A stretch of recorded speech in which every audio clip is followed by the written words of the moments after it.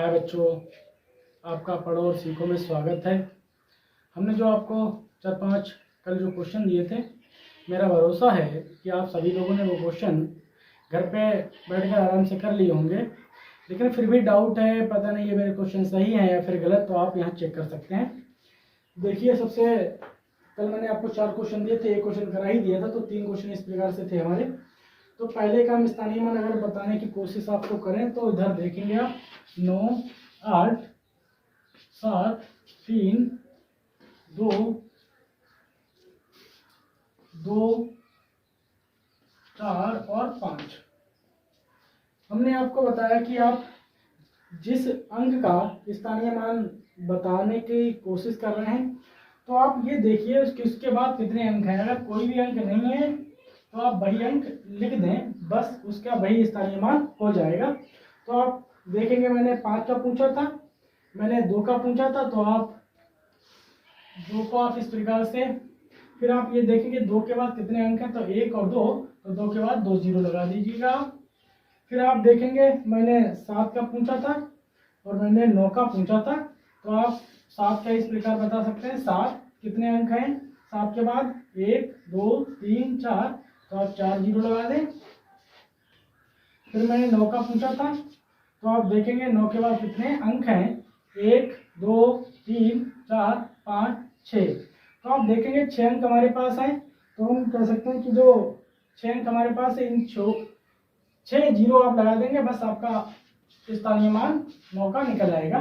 3, 2, 5 और 1, 6। तो इस प्रकार से आप किसी भी संख्या का स्थानीय मान बहुत ही आसान बातों में, या कह सकते हैं आप बहुत ही आसान तरीके से बता सकते हैं। आप दूसरे क्वेश्चन की तरफ हम बढ़ते हैं। दूसरा क्वेश्चन हमारा है, चलो अब यहीं पर से हम उसे चेंज कर लेते हैं। 9, 7, 8, 3, 4, 2, 3, 1, जो मैंने पूछा था 3 का पूछा था, 4 का पूछा था, 8 और 9 का पूछा था। तो मैंने आपको बताया कि आप सबसे पहले जिस संख्या का स्थानीय मान बताने की कोशिश करते हैं, तो आप देखेंगे इस संख्या में आप तीन अंक का स्थानीय मान बताएंगे, तो हम कह सकते हैं 3। और फिर आप ये देखें 3 का कितने अंक यूज हुए, तो आप देखेंगे 1 अंक है, तो आप 1 जीरो लगा दें। यहाँ आप देखेंगे 4, तो कह सकते हैं आप 1, 2, 3, तो 3 जीरो लगा दें, क्योंकि 3 अंक उसके बाद के हैं। फिर आप 8 का बताना चाहेंगे, तो आप देखते हैं आप 1, 2, 3, 4, 5, तो 8 के बाद आप 5 जीरो, 1, 2, 3, 4, 5, 9। आप 9 का स्थानीय मान अगर आप बताने की कोशिश करते हैं, तो आप देखेंगे 1, 2, 3, 4, 5, 6, 7, तो आप 7 जीरो लगा दें। 1, 2, 3, 4, 5, 6, 7। तो आप इस प्रकार से किसी भी संख्या में, अगर आपसे किसी भी संख्या में कोई भी अंक का स्थानीय मान आपसे पूछता है, तो आप इस प्रकार से उस संख्या के स्थानीय मान बता सकते हैं। चलो हम अब आगे बढ़ते हैं, क्योंकि जो लास्ट वाला क्वेश्चन जो तीसरा बचा, आप इस जैसे मैंने 2 क्वेश्चन किए, आप इसी प्रकार से तीसरा क्वेश्चन कर सकते हैं। ये ज़्यादा कठिन भी नहीं है। अब हम बढ़ते हैं उन क्वेश्चनों की तरफ जो हमारे थोड़े से, इससे मान के लिए चलते कठिन से हैं और पेपरों में आने के लायक हैं, क्योंकि हम जब गणित पढ़ते हैं तो वो क्वेश्चन अधिक पेपर में आते हैं जो लगभग एक सवाल में 2-3 बातें छिपी होती हैं। कहने का मतलब ये है, अब हम जो पढ़ने वाले हैं वो हम ये पढ़ेंगे, अब हम पढ़ने वाले ये हैं कि स्थानीय मान और जातीय मान में क्या अंतर है, ऐसे क्वेश्चन पढ़ेंगे। तो आप देखें बोर्ड की तरफ।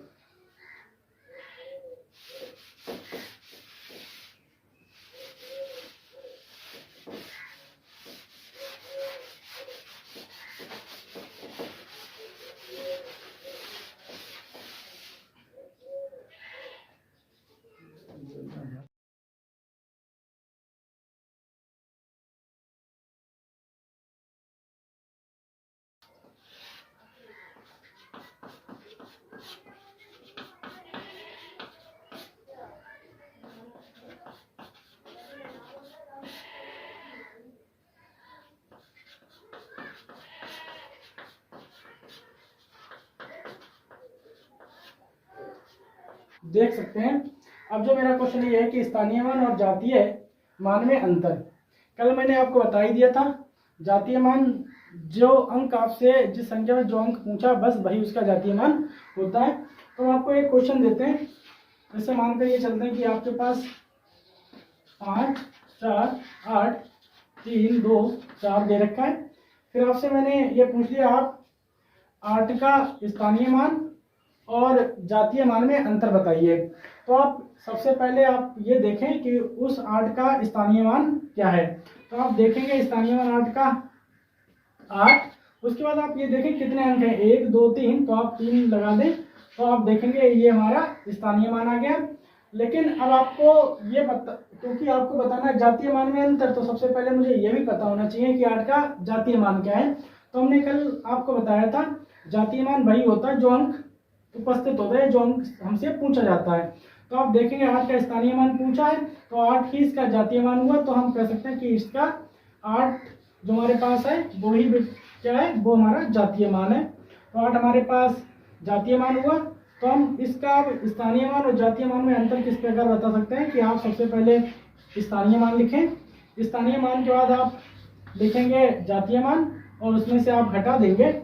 आप देखते हैं यहाँ पर कि 0 में से 8 नहीं जाता है, तो आप यहाँ से दाही लेंगे तो आप सोचेंगे कि यहाँ पर 10 से 8 गए 2, यहाँ आप देखेंगे 9 बचेंगे, यहाँ पर आप देखेंगे 9 बचेंगे, यहाँ आप देखेंगे 7 बचेंगे। तो कह सकते हैं कि इस संख्या में स्थानीय मान और जातीय मान का जो अंतर है वो हमारा इतना है, ये हमारा आंसर। तो आप इस प्रकार से किसी भी संख्या में जातीय मान और स्थानीय मान का अंतर बता सकते हैं। चलो हम कोई दूसरे क्वेश्चन की तरफ बढ़ते हैं, क्योंकि ये क्वेश्चन मुझे हो सकता है कि समझ में ना आया हो, तो हम चलो दूसरा क्वेश्चन बताने का प्रयास करते हैं। वैसे मानकर चलते हैं हमारे पास जो दूसरा क्वेश्चन है वो ये है 7 8 3 2 4 3 2 1। आपसे मैंने पूछ लिया कि आप 3 का स्थानीय मान और 3 का ही जातीय मान का अंतर बताएं। तो मैंने आपसे कहा सबसे पहले आप जातीय मान बताएं। तो जातीय मान का मतलब वही अंक होता है जो दिया होता है। तो आप देखेंगे जातीय मान जो है वो इसका 3 ही रहेगा, लेकिन दिक्कत यह है कि स्थानीय मान तो हो सकता है इसका मान, तो आप जातीय मान देखेंगे इसका 3 ही रहा, लेकिन आप स्थानीय मान निकालना चाहेंगे 3 का, तो आप देखेंगे 3। फिर आप ये देखें कितने अंक हैं, तो 1 2 3 4 5, तो आप 5 जीरो लगा दें।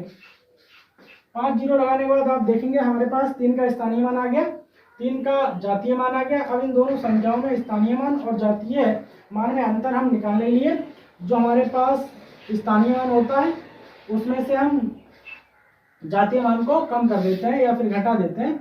आप देखेंगे यहाँ से मतलब यहाँ से 10 10 से 3 गया, यहाँ बचे 7, यहाँ बचा 9, यहाँ बचा 9, यहाँ बचा 9, यहाँ बचा 9, यहाँ बचा 2। तो आप देखेंगे इस प्रकार से किसी भी संख्या में जिस अंक का आपसे जातीय मान और जिस संख्या का आपसे उसने स्थानीय मान पूछा, फिर आपसे ये कह दे जातीय मान और स्थानीय मान में अंतर बताए, तो आप इस प्रकार से बता सकते हैं। इसी प्रकार के क्वेश्चन और बन सकता है, हो सकता है वो आपसे ये पूछ ले कि आप 8 का स्थानीय मान बताएं। तो आप देखेंगे 8 के बाद कितने अंक यूज हुए उतने जीरो लगा दें, 2 4 6, 1 2 3 4 5 6। आप देखेंगे यहाँ पर 6 जीरो लग चुके हैं मेरे पास, तो हम कह सकते हैं ये मेरा स्थानीय मान आ गया। फिर आपसे किसी ने ये पूछ लिया कि आप 8 का स्थानीय मान और 4 का अंकीय मान या जातीय मान का अंतर बताएं। तो मैंने आपसे पहले ही बोल दिया है जो जातीय मान होता है वो वही रहता है। तो आप देखेंगे इसमें से आप 4 घटा देंगे तो आपके पास जो निकल के आएगा वही जातीय मान और स्थानीय मान का अंतर होगा। तो 0 में से 4 जा नहीं सकते, फिर आप इधर से दाई लेंगे, इधर से इधर वाला लेगा, इधर से इधर वाला, इधर से इधर वाला, इधर से इधर वाला। तो कह सकते हैं कि हमारे पास 10 10 से 4 गए 6, यहाँ बचे 9, कह सकते हैं यहाँ 9 यहाँ 9 यहाँ 9 यहाँ 9 और यहाँ 7। तो इस प्रकार से आप वो चाहे कोई सा भी अंक आपको बता दे और कोई सा अंक में से आप स्थानीय मान आपको वो बता दे कि आप इस अंक का स्थानीय मान निकालकर इसका जातीय मान में अंतर बताइए। तो आप कोई सा भी अंक आपके लिए हो, लेकिन आप यही प्रोसेस अपनाएंगे। सबसे पहले ऊपर आप उसको रखेंगे जो स्थानीय मान होगा, उस नीचे उसको रखेंगे जो जातीय मान होगा। स्थानीय मान से जातीय मान को आप घटा देंगे, जो भी आपका आंसर आएगा वही उसका अंतर कहलाएगा। अब चलो हम और क्वेश्चनों की तरफ आगे बढ़ते हैं। आगे बढ़ने से पहले हम आपको 4-5 क्वेश्चन देते हैं घर के लिए प्रैक्टिस के लिए। तो आप पहले एक क्वेश्चन देखें। आप इसका आप स्थानीय मान निकालकर और इसका आप जातीय मान में आप इसका जातीय मान और स्थानीय मान निकालकर अंतर बताएं।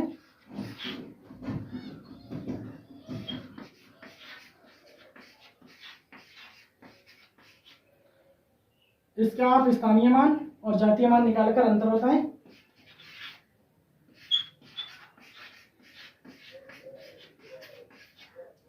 इसका आप स्थानीय मान और जातीय मान निकालकर अंतर बताएं।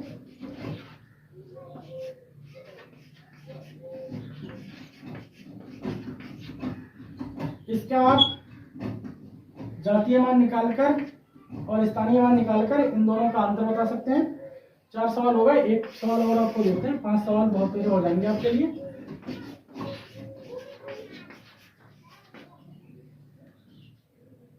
आप देखेंगे इसका आप जातीय मान और स्थानीय मान निकालकर आप उन दोनों का अंतर बता सकते हैं। तो मैंने आपको जिस प्रकार से स्थानीय मान और जातीय मान निकालकर बताया, आप ठीक उसी प्रकार से ये क्वेश्चन कर सकते हैं। लेकिन फिर भी आपको डाउट है, पता नहीं ये मेरे क्वेश्चन सही है तो फिर गलत, इन क्वेश्चनों का कल हम आपको जवाब देंगे। चलो हम और क्वेश्चनों के आगे बढ़ते हैं। अब हम वो आपको सिखाने वाले हैं जो अधिकतर क्वेश्चन मेरे थोड़े से कह सकते हैं स्थानीय मान के ऊपर डिपेंड होते हैं। तो इसका मतलब मुझे जो हम पढ़ने जाते हैं वो पढ़ने से पहले आपको स्थानीय मान का खूब अच्छी तरीके से ज्ञान होना चाहिए, तब आप वो सवाल कर सकते हैं जो हम कराने वाले हैं। तो आपने अगर मेरी वो पुरानी वीडियो नहीं देखी तो आप उनको पहले देख लीजिएगा, उसके बाद जो सवाल आप कराने वाले उनको करने बैठिएगा ना, वरना आपसे ये सवाल नहीं हो पाएंगे, चलो हम अब आगे बढ़ते हैं। अब हम सीखने वाले हैं विस्तार किसे कहते हैं। मतलब कोई भी संख्या आपको दे दी जाएगी, आपसे ये पूछ लिया जाएगा इसका विस्तार कीजिए, तो किस प्रकार से हम विस्तार करते हैं किसी भी संख्या का, आओ सीखते हैं।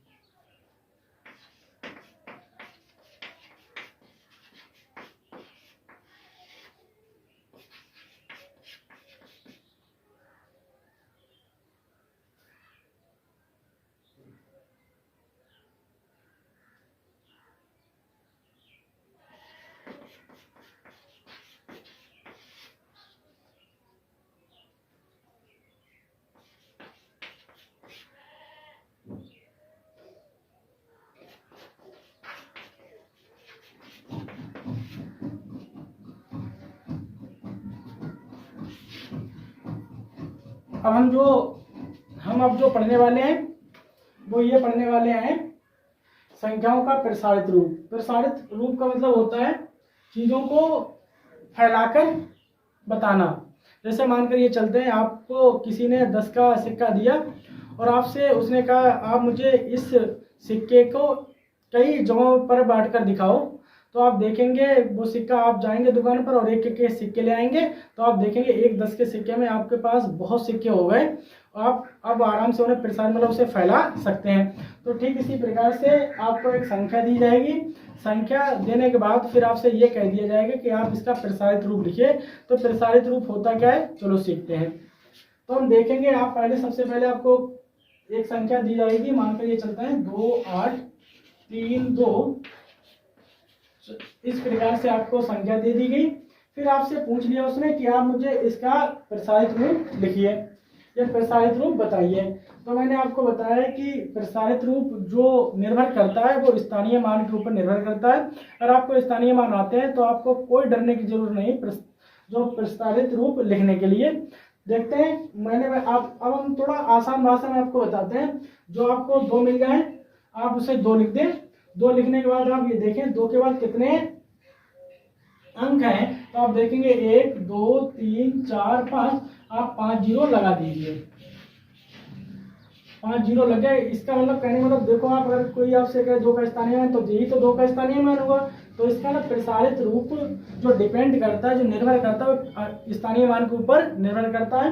अब हम कह सकते हैं 8 का, तो आप पहले 8 लिख दें, फिर आप ये देखें 8 के बाद कितने अंक यूज हुए। तो 1 2 3 4, तो आप 1 2 3 4 जीरो लगा दें। फिर आप देखेंगे आपके पास 3 बचा है, तो आप 3 लिख दें।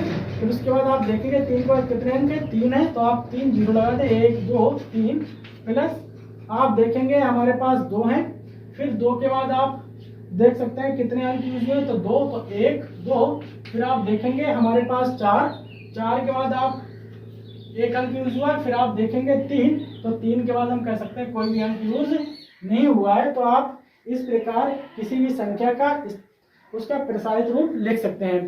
देखेंगे आप प्रत्येक अंक का स्थानीय मान यहाँ पर लिखा हुआ है, लेकिन फर्क सिर्फ इतना है कि हम स्थानीय मान जब लिखते हैं उसमें प्लस उलस नहीं लगाते हैं, लेकिन यहाँ आपको प्रत्येक का स्थानीय मान निकालकर और बीच में क्या लगाना है, प्लस का निशान लगाना है।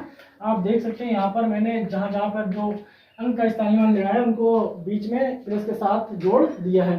चलो मानकर चलते हैं कोई दूसरा ही संख्या आपको दे दी उसने, और ये कहा 7 8 3 2 4 5, आपसे उसने पूछ लिया इसका मुझे प्रसारित रूप करके बताओ, तो आप प्रसारित रूप कर सकते हैं। सबसे पहले 7 लिखेंगे, 7 लिखने के बाद आप देख सकते हैं उसमें कितने अंक यूज हुए हैं, तो आप देखेंगे 1 2 3 4 5, तो लिखेंगे हम 5 0 3 2 5 0 हम कह सकते हैं। फिर आप 8 का स्थानीय मान निकालेंगे और बस आपको प्लस के साथ उसे जोड़ना है, तो आप 8 लिखें और फिर देखें आप 4 अंक यूज में, तो आप 4 0 लगा दें, 1 2 3 4।